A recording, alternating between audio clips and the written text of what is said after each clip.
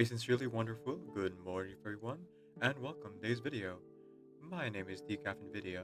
I'm a video game streamer who primarily plays RPG games.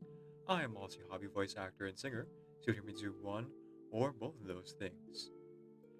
My pronouns are he, they, and we're gonna go over some of the basic things here as well as how to beat every milestone for the Critter Wilderness Rehabilitation Guide. But before we get started, I just want to make a very important statement. So, this Critter Wilderness Rehabilitation side game is fully permanent. And though a lot of things work on a timer and early game, you might find that you kind of really want to push through and do everything all at once. Let me just tell you here that you don't actually have to do that. Um, for one thing, the the game mode, as I mentioned, is a permanent content, so you can come back to it anytime. For another thing, all of the rewards are self-contained. What do I mean by that? None of the rewards that you get from the side game are anything past achievements or more in-game currency to buy more things for that Critter Wilderness Rehabilitation game mode. Um, no extra wishes, nothing to build your characters in the main game. Uh, so there should be no rush nor any priority to, finish the game mode as quickly as possible. Just have fun with it. That being said, as well, for those of you who are achievement hunters and those of you trying to min max as well as beat it as quickly as possible, I ask only that you not sacrifice sleep if you feel that you are falling behind.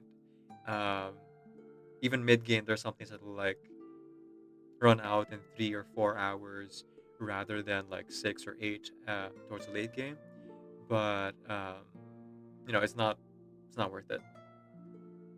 So, with that being said, um,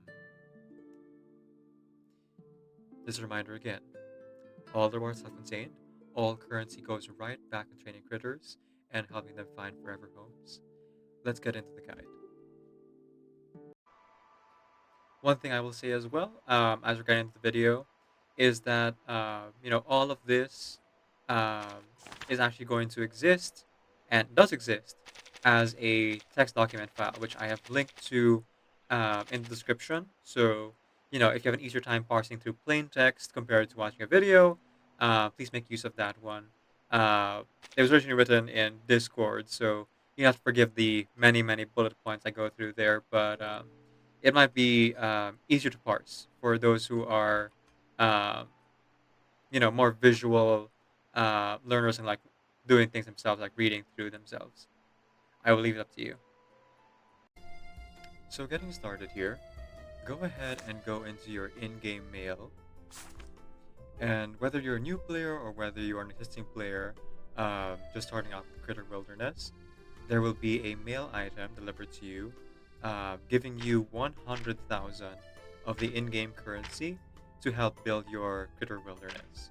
I've already deleted mine, so it's no longer here in my inventory.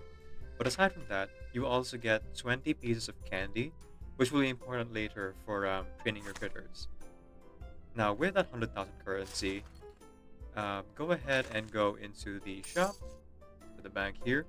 And if you go into Wilderness Shop and into Fluff Selections, which is different from the furniture shops here, you can see where you can spend your in-game currency.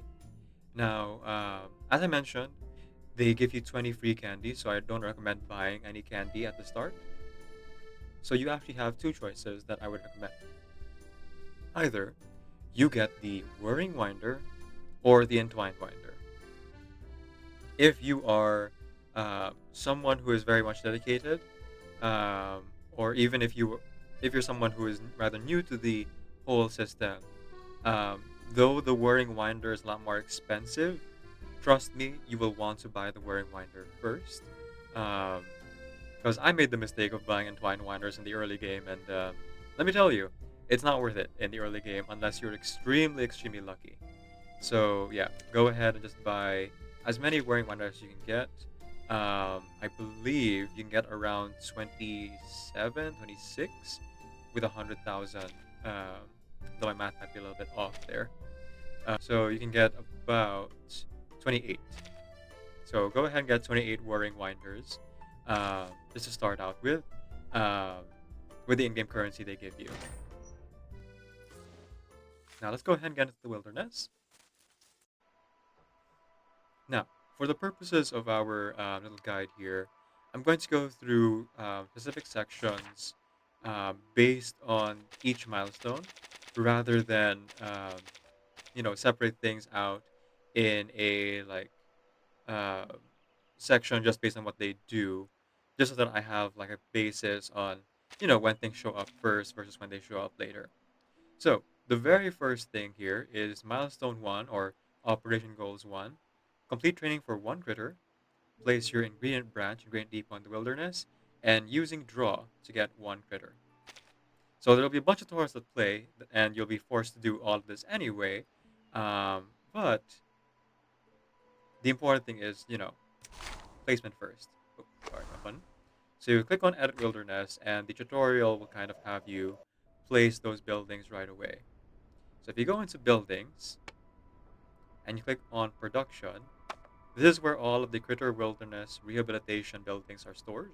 Um, they're on their own like separate tab from the other like decorations and things like that.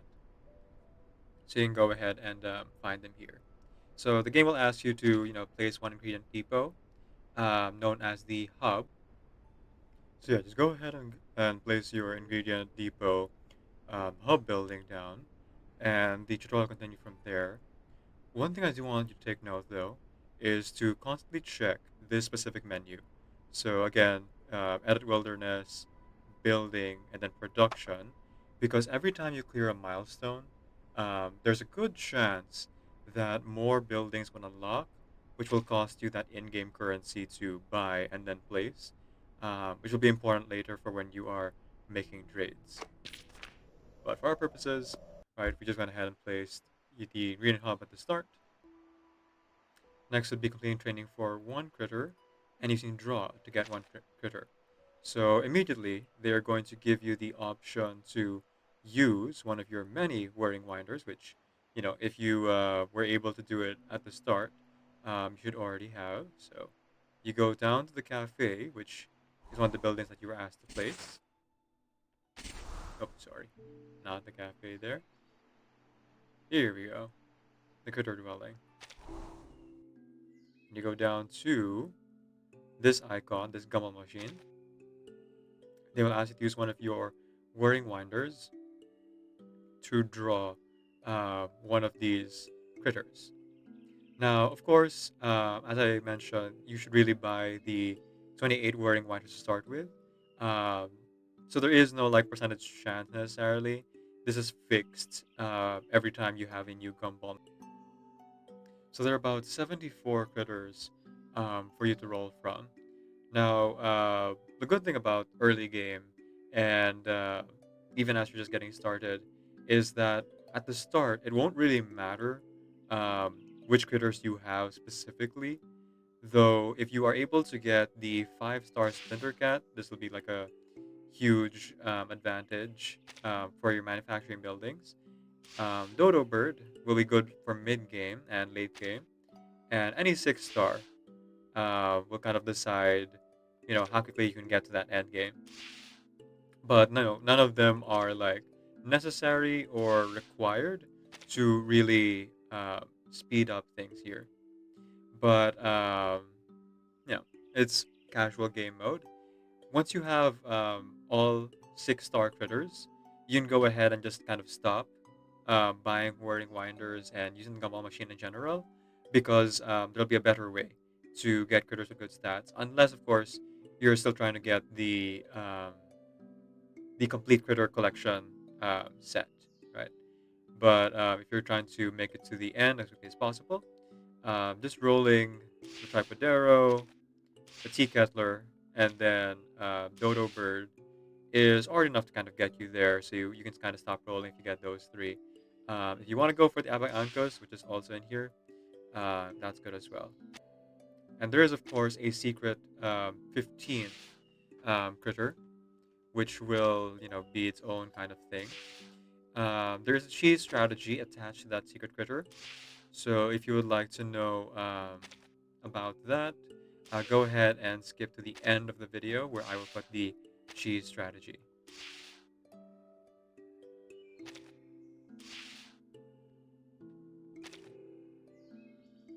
Okay, continuing on then. So after you roll your first critter, they will immediately ask you to train that critter. At the start, you won't have too many training slots. Usually only have one or two for a good chunk of the game here. But you can go ahead and train any critter you want. If you have 6-star critter, I'd recommend training that one. But at the very beginning tutorial, it'll just force you to train just a normal splinter cat. Um, Again, splinter cats are pretty wonderful to have, so don't worry too much about not being able to roll your 6-star right away if you rolled one. Um, that can always come later. So, having done your first milestone, you can go ahead and move on to the next. Don't forget to collect your milestone rewards, by the way. Every time you clear five of these operation goals, um, you get extra wearing winders, in-game currency, some items for critters to rest, things like that. Okay, so next you have to place a bunch of products, production factories rather, as well as produce products and complete a purchase order. So looking at your factory which you set down here, as you can see, I have a factory set up. Um, so I have the ingredient hub. Let me go ahead and just place a bunch of my critters down. So you have to do the same thing. You'll have to assign a critter to oversee the factory production. Critters are not um, all that like hyper intelligent or anything like that. Like in game lore, they are doing just some very simple tasks and button pushing stuff. Um, that's why you would only be able to assign one critter there, as they're just kind of like making sure everything's on the up and up, and they're doing very simple tasks. So once you have them producing something, at the start, you will have the option of producing either luminous butterflies or tree sap. You'll of course need both, but for your first order, just to get a feel of things, I would highly recommend just starting with 5 luminous butterflies, just to see where things go from there. And it might ask you to also produce in your processing hub some tier 2 items. Um, for more information about um,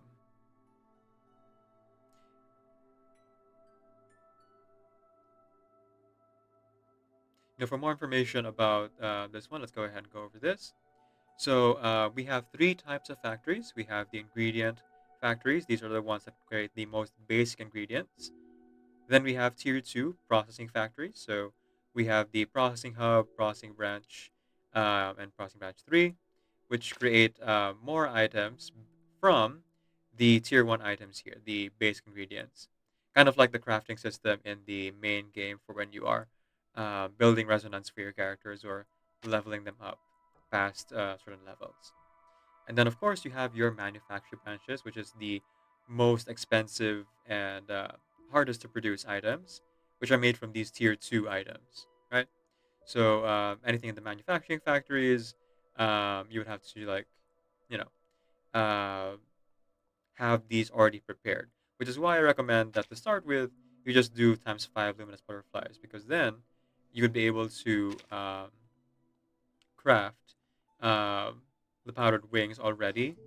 Just from those 5, you can create at least one powdered wing. Um, but if you want to do it in bulk, that is your prerogative. Uh, just I would recommend doing it singles because of the next part to talk about here, which is trades. Okay, so trading. Let's say you've produced, quite a few of your, production items already. You will have the opportunity to do a trade, and the milestone, milestone 2, requires that you have already done at least one trade, right? So it'll ask you for like butterflies or cream or tree sap or things like that to start with. And at the start, your numbers don't look like mine here. You might get like 500 currency out of it, maybe 2,000 if you're lucky. Um, and you're given the option to like manually reset your refresh limits here. So if you don't like the trade that you have in front of you, you can just go ahead and like hit the button and get new ones, right? That is something that you can do 100%. But I do not recommend doing it right away. Why is that? Um, so at the start, you will get like 500, maybe 1,000 for your rewards for a successful trade. But every time you clear a milestone, the values of trades go up and up and up and up. So at the start, you might be doing like 2,000 per trade. But if you get to the next milestone, it becomes 3,000, 4,000, 5,000, 6,000. And then it goes up by like 5,000 every time. So 10,000, 15, 25, 35, 40, 45, 50, 55. And to the point where I'm at 80,000. Um, so increments are like doubling at first, and then it becomes increments of 5,000 or thereabouts that number uh, almost every time. So I don't recommend doing your manual refreshes in this trading system until after you are sure that you can't progress the milestone anymore for the day, or if it's before a daily reset and you just really want to get your trades done. But reminder again, it's a casual game, so if you feel like you just want to make a trade right away just to get a feel for it, totally fine. You just have to make one trade for sure in order to progress through milestone two. Now, let's say, for example, that you've actually done all of your trades that you can possibly do, right? To start with, you might only able to do 2 trades per day, but eventually, like me, you can go ahead and do up to four. Um, but at the end of the day, you kind of run out. So, in order to unlock more, you have to do your milestones, and that would unlock automatically with certain milestone goals. But if you really run out, like you do two at the beginning, or you get to a milestone where you can unlock the third and fourth one, um, but you're already plumb out, then you can still make in-game currency using the wholesale trade. So just click on the wholesale here, and then you can sell the individual items. To start with, if you only have tier 2 items to sell, that'll be the most lucrative. But once you reach mid game to late game, I highly recommend only selling manufacturing um, items because these are the tier 3 items and will always be worth the most, especially when considering your time and the investment that you put into that. So, for example, if you do wholesale price at the beginning with only a tier 1 item here, like oh, not this one, like the amalgam, even after selling 100 of these, you're only making, well, about 2,000 in-game currency, give or take. Oh, not even that. Whereas, powdered wings, it should take about 4 of those. So let's say a sizable number, like 100 as well, right? Uh, is more than 4 times the cost of that. And then a tier 3 item, depending on like how far into the game, can be as high as like 800 or even 1,400. And there's a specific item known as the portable empty disc, which will be worth 2,500 or rather 2,400 every wholesale. Keep in mind though that you want to have a stock of at least two. Um, what do you call this? Two of your uh, wholesale ingredients, just in case the next day would require that as a trade. Notice here there's a weekly trade limit as well. It is very hard to hit that weekly trade limit, even in late game. So I wouldn't worry too much about that. To start with, it'll say like 200,000 or something like that. And early game, there's no way for you to do it within a week um, because the number will keep going up. So even at my level, 600,000, like I would have to sell, gosh, hundreds of these portable empty discs, and it takes several hours to create this. I guess maybe if I stockpile a lot, but even then, it's not really all that worth it. Just to show you guys at my level, the final milestone, I'm making about 80,000 per trade. So, selling 100 or even 1,000 of these like powdered wing doesn't seem worth it compared to just selling three of them for 80K. Know what I mean?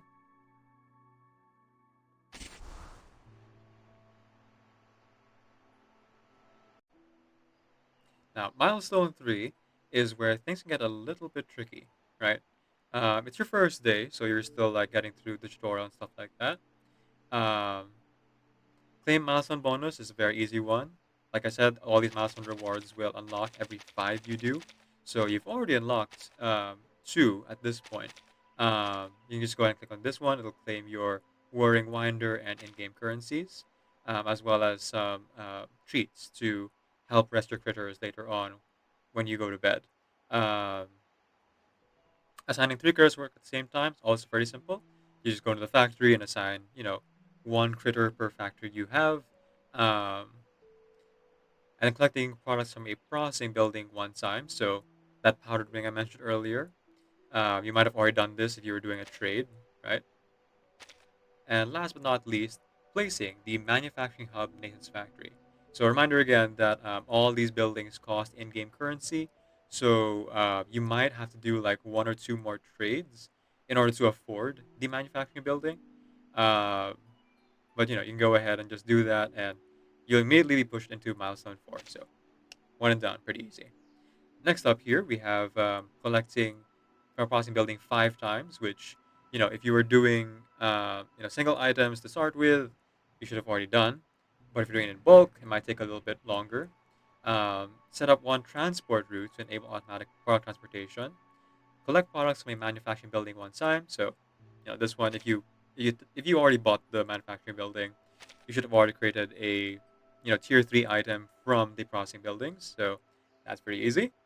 And collecting products 10 times is any factory at all, whether it be the ingredients depot, tier 1, processing building tier 2, or manufacturing building tier 3. All of those will be pretty much good. Now, I will have past me explain the routes and how they work and how to plan that, because that one can be a little bit tricky. This will also come into play with your second and third buildings of the same type, because there are three of each. So three ingredient depots, three processing, three manufacturing. But if you've already seen the video, it is up on my YouTube. I'll just play it now. To explain, the most frequently asked question I get um, over on the official Discord on Reverse: how do routes work, and what's the best way to like set up buildings? Okay, for our purposes, for routes, let's start first with the factories, right? So we have three types of factories. We have an ingredient depot, salt of the earth, the most basic ingredient. Green Cage Studios, or processing factories, which is a second tier. Um, they will work on whatever basic ingredient you have in the ingredient depot and then make it the next tier, right? And the third and final tier are the manufacturing factories, like the Nathan's factory here or the Plains Heart Workshop, right? Um, so there are three types and three buildings per type. Okay, so keep that in mind. Now, when you are placing your buildings, you're gonna start with like one or two buildings. Usually just the ingredient hub, and the processing hub will be for most of you who are just starting wilderness rehabilitation. So let me just go ahead and place those down. Okay, so this is a hub building. Notice that there are three buildings, like I mentioned, for each type, right? So there's the hub building, second and third building. So there's a Roman numeral 2 and 3 next to the names. Okay, a hub building, if you place it down, is the main building of that type. Let's place down the processing hub a bit farther away. Okay, so when you plan a route, you get a kind of like 2 square radius around the hub building, and this is kind of your area. And this is how you would place your routes. Okay? So the squares are only affected by your hub building, not by your second and third buildings. Okay? Going back to buildings, right? So the importance of that colorful square, that two radius square around your hub for your building, okay, is to know where to place two things: your routes and your other buildings. So 1, 2, okay, just count from that building to know how close or how far you can put your other buildings. Okay, so if I were to do it here, for example, I could go ahead and place my second building within that 2 square there. See, 1, 2. It doesn't have to be the whole thing, as long as like a part of it is touching the 2 radius square around the hub building, then it can be placed nearby. If you try to place it outside of the square, it will not place. And there's a small thing that you might not have noticed. There's actually the square here shown on the board. Any spares that are occupied by a different building is in red, like with the Vienna building over here. So from there, now you know what? I'll place all 3. I'll place all 3 types, even the manufacturing hub. It's gonna take a lot to drag me away from you. There's nothing that 100 men or more could ever do. I bless the rains down in Africa. Gonna take some time to do the things we never had. Ooh. Now that you have placed all 3 of your buildings, and specifically the hubs, down, because again, the hubs will affect the actual circle, let's go ahead and go over routes. Like I mentioned before, there's a 2 by 2 radius around, there's a 2 square radius around the hub building. So just always count like 1, 2, 1, 2 to know where it would start and where it would end, right? So for our purposes, let's say we want to create a route from the ingredient depot to the processing hub. We can actually just do a 2 road system like that, or we could make it an extension. So we could just go minus like that. We can go like this. Okay, as long as any one point is touching the circle, right, the radius around the hub building, the Roman numeral 1 building, then you will be able to use that as a route. Okay? Then you have to then plan the rest of your routes. So let's say for our purposes, we have like a, kind of polygonal shape here. So this will be my access point if I want it to be. And last but not least, there. Right, I could do that. But let's say, you really don't get it, you don't care about the placement, then I would suggest, if you're really confused, just hit autoplan. So autoplan here is the option to just like let the computer do it for you. You can't think of like how to route it, even with the explanation that I've given, and I get it. Sometimes like abstract things are harder to parse even when they're right in front of you. So you can just hit autoplan for each route, and then it'll do an autoplan. Now, I don't recommend autoplan if your buildings are too close together, because you might get a triangle like this. Your buildings don't have to be next to each other like mine is. So let's say, for example, okay, so they are super far away, right? You can still connect the routes As long as, again, the main point touches anywhere in the circle. So you can do pretty much whatever you want as long as they're touching the specific point and end in a closed shape. Hmm. Let's go with... okay. So you can make the road however you like. It's really up to you. I might adjust this ever so slightly again later, but I kind of like this shape. Nice little 3 square. And 3 is the magic number after all. That is how routes work, as well as building placement. So we're going to go ahead and save it. The recording is going a little bit long, so I'm going to cut a lot of it out. Now, that being said, when it comes to the routes, the good thing about the routes is that they will allow you to keep your productions running even if you go to bed or are offline, right? However, make no mistake, these are not auto collectors. So anyone who's played like a Farmville type game, um, you might think, oh, the transportation will just like auto collect it for me, and then when I wake up, I can just like put new stuff in. Actually, all they really do is just move the product from one of your lower tiers. So let's say like you have ingredient hubs, right? So as an example, I'm gonna go ahead and fill up the ingredient hub with some luminous butterflies, right?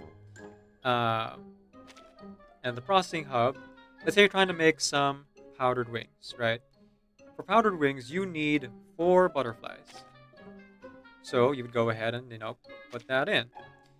Now, right now, I don't have anyone running transportation. So even if these get made, if we are out of butterflies, then the processing hub will just stop and it'll be like this symbol here with that pause symbol. What transportation does is that as long as you have critters working in there, I'm going to go ahead and like place a few critters to do that. I recommend placing the ones with the lower efficiency or higher mood because um, when you're on transportation, the critter's mood will always go down, regardless if they're transporting anything. It'll always like continuously go down all throughout the day. Uh, so yeah, you'll notice now here, okay, there's a plus symbol showing how many there will be eventually once these all finish up. So let's say, for example, that we got, critter working here, round the clock, hard worker, while you're off sleeping, you know. Um, but then, oh no, you run out of those butterflies. Transportation will then move 4 of those butterflies, that's what you need, and then we'll continue manufacturing it. But the actual item itself will remain as claimable until you actually claim it. So basically, when you wake up, you would actually collect the one left behind from making 5 luminous butterflies, um, because 4 of it is used up by your next tier, and it was transported by one of your critters who drives the cars.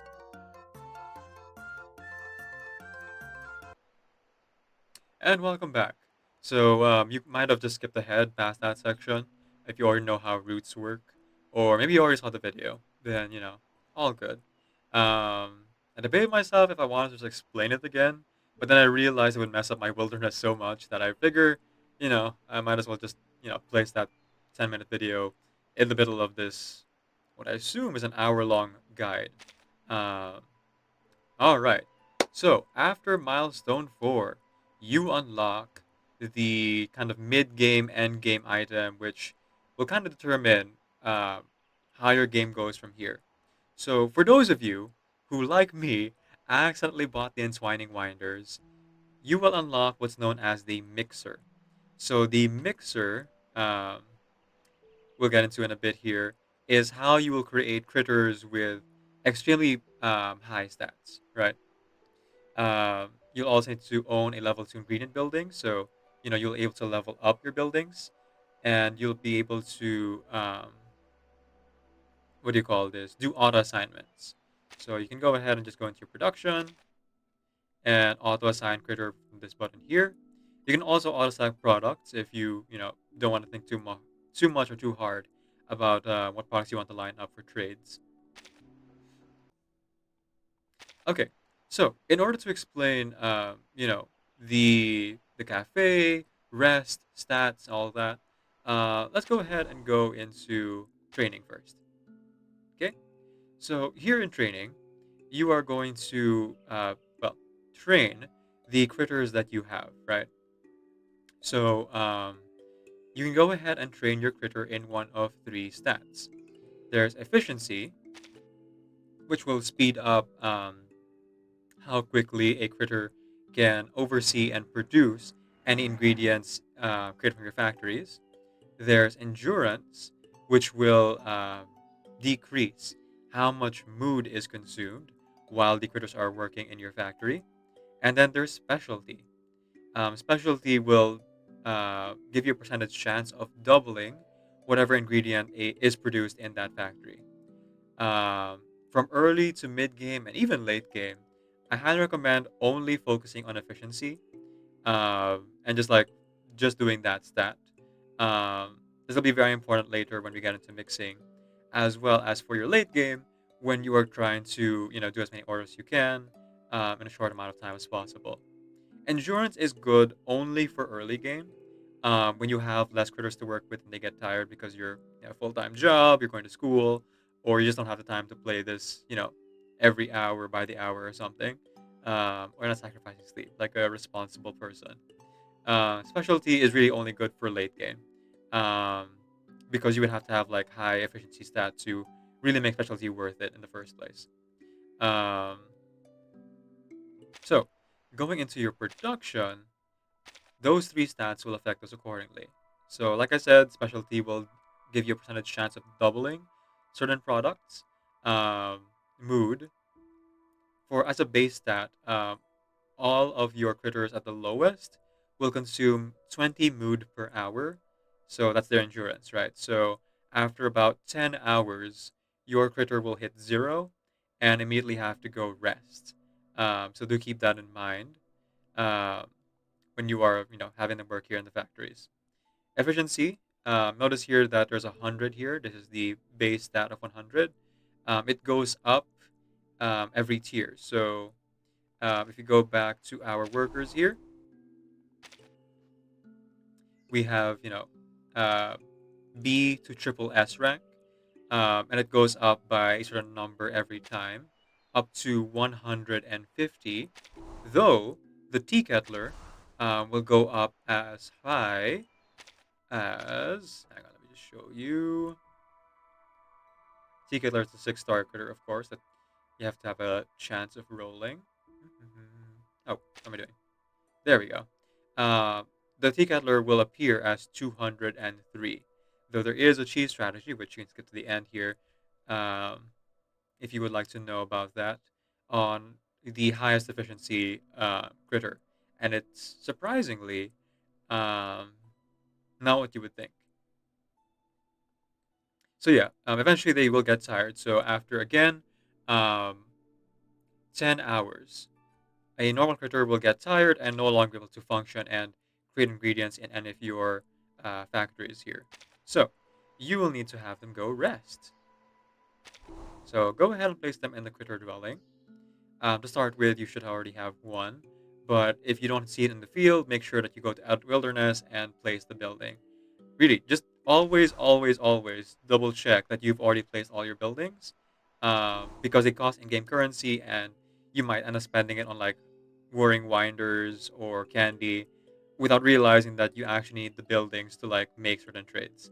So always, always double check. So let's say that you've placed a critter here. Doesn't have to be like tired. Just have to do it for the milestone. it will ask you to go ahead and feed them one of these treats. So they have a favorite treat, which will, you know, greatly increase how much mood is going to be replenished when you go ahead and give them the treat. But any one of these will do, doesn't matter which one. As mentioned earlier, you get treats as part of a milestone reward, so do not spend on treats at the start. It's not worth it. And honestly, I would I would recommend if you are min maxing, like you are like able to play. For those of you who are going for the achievement or trying to speed run through this, just don't buy candy at all. It's not worth it. It's too expensive to really like uh, be of any use. And late game, your critters will work in shifts because you'll have so many critters trained, um, like so. Which brings us into the next part here, the warehouse. So once you have a bunch of critters, you can go ahead and go into the warehouse here and see how what their stats are. So depending on how you train them in the training center, they'll have different stats here. So again, it's tiered on how well they do. So at the you know efficiency 3 here is can go as high as let me show that to you. Efficiency 5, right? The efficiency will be 150, um, and it'll be as low as 100. So they'll go up each one. Endurance will also increase with every tier, as with specialty. So there's a percentage chance of getting double, and they consume less energy. So theoretically, you could create a critter that could work up to a 15-hour shift, though you really shouldn't do that because, again, if you're looking at the number of critters I have, like, look at that, so many. Between that, the fact that they throw so many wearing winders at you every milestone, and the critter training, it all kind of just like adds up. Now, for critter training as well, you have to keep in mind that it takes 2 days. Yes, that's right. 2 in-game days just to train your critters. So, you know, plan ahead. You will be getting a bunch of watches to start with. I do not recommend buying watches until at least the milestone where they ask you to train 10 critters. Um, if you want to like speed through that milestone. And even then, it might not be worth it because of the next thing that we'll talk about in a bit here. You are also required to spend 9 or 10 jig jog candies on the critters. So you can interact with them, train them, and play with them 3 times every 12 hours. Oh, hang on. Is that right? No, sorry. 0, 24, and then 36. So 0, 24, 36. At the start, after one day, and then after a half day, you'll be able to interact with them. A special event will happen if, in case, the trainer you assign to the critter is specifically made to train, uh, that kind of critter. Uh, with the only exception being Miss New Babel. Miss New Babel actually has the ability to do special training with every single critter, um, though she will, only improve efficiency stats. So if you're going for specialty or endurance, she can't have the same bonus to that, training that the others can. As you can see here, Melania is specialized in specialty, so that will be what improves the most. Uh, whereas efficiency and endurance are lagging a little bit behind, though my critter has better trainings and better breeding, so it learns a bit faster. And you might be thinking to yourself, well, Decaf, what if I just want to train like a 3-star critter, right? Let's say I want to train the submission sneeze snail or something like that, right? Just so that I can get it out of the way, and then have more critters to work my factories. Uh, the thing about that is if you do that, you are still, again, required to spend your candy in order to train the critter. Because if you hit complete, it will say unfinished training detected. Please go in and train the critter, and it'll ask you to spend this in-game currency. So, best to just train.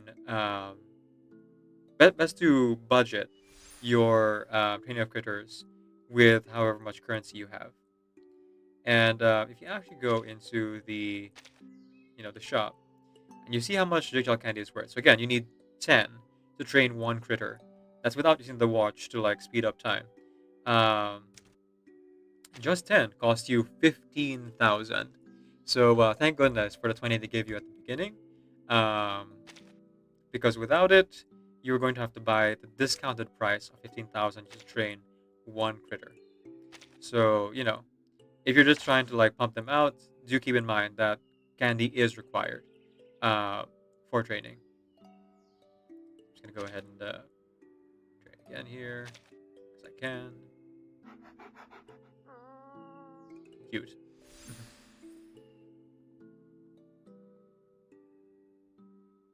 All right, I'll get back to you. Uh, Now, the next thing we have to talk about is, of course, going into here. Oops, our mixer. So, this is the reason why I mentioned that you should actually really only go um, for one copy of every 6-star critter and maybe and a dodo bird as well as the splinter cat. Um, After that, you can kind of just stop rolling because your critters at their base, right? Even though 6 stars and 5 stars will have higher stats, um, if you really want to train critters with high endurance or high specialty or be the most efficient, then you'll have to do mixing with their generations. So to start with, right, you might have just like a normal, uh, tea kettler here, right? Um, wherein the you know my tea kettler here has like 1.2 multiplier for training efficiency, 1.19 for endurance, and then 1.07 for specialty. I would then mix it with another critter. Usually I go for dodo bird. So at the start, the base style will be like 0.99, 0.85, or 0.96. And you will get a 50-50 chance of getting either a tea cutler or a dodo bird. So as you can see here, if a tea cutler comes out, the style will actually go down in endurance, but specialty will go up. Um, Whereas if you get a dodo bird out of this, all stats will just go up, right? And then after you train them, they will appear here on this list. And then you can then replace it. So let's say, for example, the ones we created goes to Dodo Bird. Um, you would go ahead and place a new generation of them after 48 hours of training, of course. And now you can see that the decrease is a lot less in endurance, but the specialty and efficiency is a lot higher. Whereas in Dodo Bird, everything's like a smidge higher, right? And then you just wash, rinse, repeat to eventually get critters that can train um, with the least amount of like uh, training in that specific area because you can only choose to train efficiency, endurance, or specialty um, with any of your trainings. So and only 10 interactions. So in order to get maximum stats, you would have to have at least 2.3 in two or three of your stats, which will be late game. As you can see, I haven't gotten there yet. Um, so I'm just slowly but surely making my way there. It is also affected in how much base that you've trained. So let's say, for example, that they have 1.55 here, but when you got them, you only trained them in endurance, right? So that number will actually go down because you neglected to max out or train your efficiency stats. So, as I highly recommend, just specializing first until the point that you hit 1000, the maximum stat, and then focusing the other stats after the fact. So, yeah, that is mixing. So, um, at this point in the video, we've actually gone over pretty much everything there is um, with regards to your critters, right? So I'm gonna go ahead and end the video here. Um, I'll put the cheese strategy right after this. Um, for if you want the secret critter as well as the um, what do you call this? Um, the cheese strategy on what is the most efficient method of like creating products.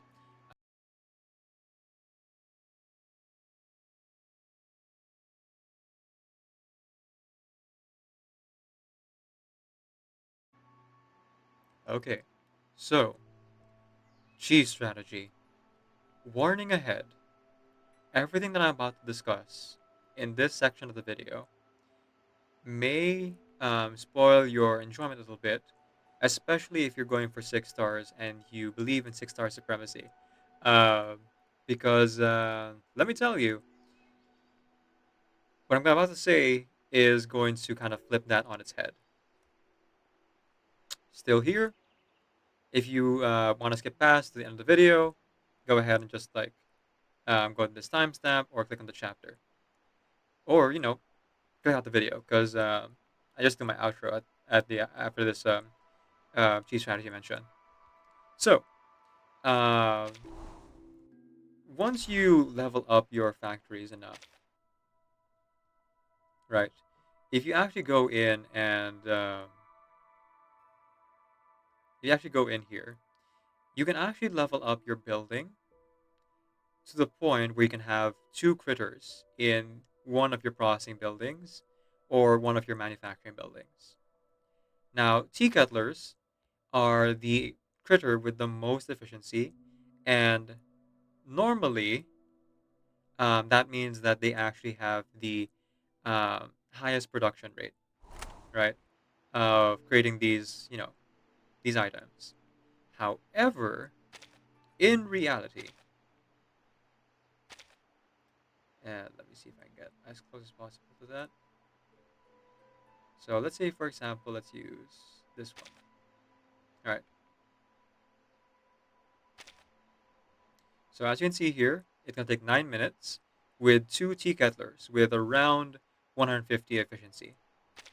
The reality is, however, is that dodo birds are actually better. So let me see if I can find that. 150 and I should have another dodo bird that's 150.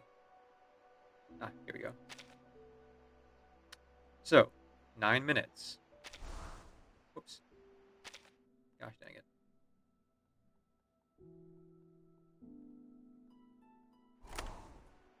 But then when you look at the floating bubble here, it only takes 8 minutes. So dodo birds are actually more efficient than tea kettlers. And eventually, once you get into, mixing, the stats will only increase from there. So the cheese strategy is just to have two dodo birds in all of your processing buildings and your manufacturing buildings to get better results. Now, one thing to keep in mind as to why that is because of the racial talents. They get efficiency plus 15%, and it stacks if you place two dodo birds. Now, there's a similar effect if you just place a pinnacle grouse or a tripodero, which is the 6 star. Um, so some of you might go for like tripodero dodo bird combination because tripoderos have a racial talent which gives them, double items in late game, which is pretty good. But tea kettlers are actually not going to be as effective as two dodo birds, or um, you're not going to yield as much as a dodo bird and tripodero combo. So that's cheese strategy number one. And now I want to replace the critters I just put in, or that I took out.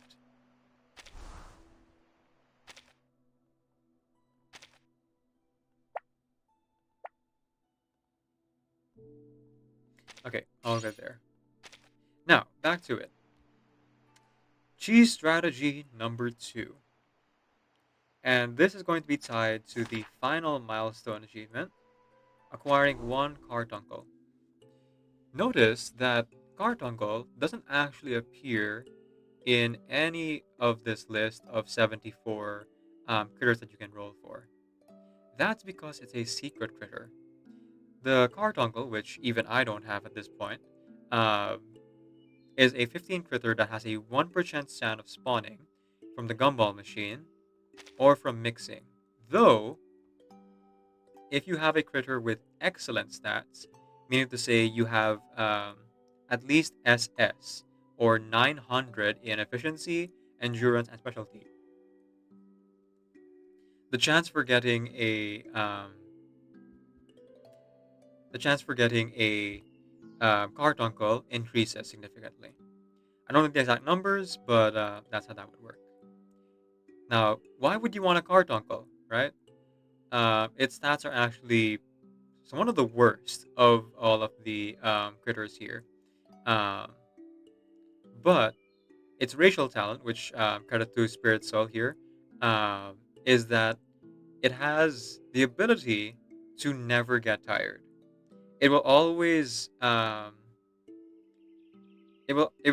always be at one mood if you end up leaving in your factory for more than 10 hours. Um, though your efficiency will get cut in half by about 50%. So if you're one of those people who don't have time to play the game or are just playing it casually, cart uncles running your factories or running your transportation would be very good to just kind of like keep things going when you don't have time to play the game. Now for mixing as well, the reason that I would actually recommend you guys to mix, right? Two different critter types, specifically dodo bird with any of the other 6 stars, is because of that cheese strategy. So, yeah, if you want to get better stats, mix a 6 star with dodo bird, and you know, you could then just like mix dodo birds over and over and over again to try to mix there, or you could try to train. One 6 star and one dodo bird and just mix those two together until you get your excellent critter. Entirely up to you on how you want to tackle the end game. But there you go. Those are the cheese strategies. So other me should have just gone in there and like told you the cheese strategies now. To those of you who watched that part, thank you so much. To those of you who skipped over it because you don't want your experience to be spoiled, totally fair. Thank you so much for watching this guide. My first time ever creating a guide of any kind. I'm not exactly the most efficient, uh, nor am I the best at math, but I very much love this event, and I saw a lot of people were confused about it, so I wrote this guide on Discord, the official Discord, in reverse, and now I'm making this video version of it, just to give you guys like a general idea of things. Um, so, if you want to again see the next steps from here, um, like every step by step through on how to get to the very end, please go ahead and watch that video when it comes out. But if you already feel like you have a good sense of things, best of luck with your critter wilderness. Have fun with it, pace yourself, and do take breaks. Now, this is the end of the video. I'll send you off.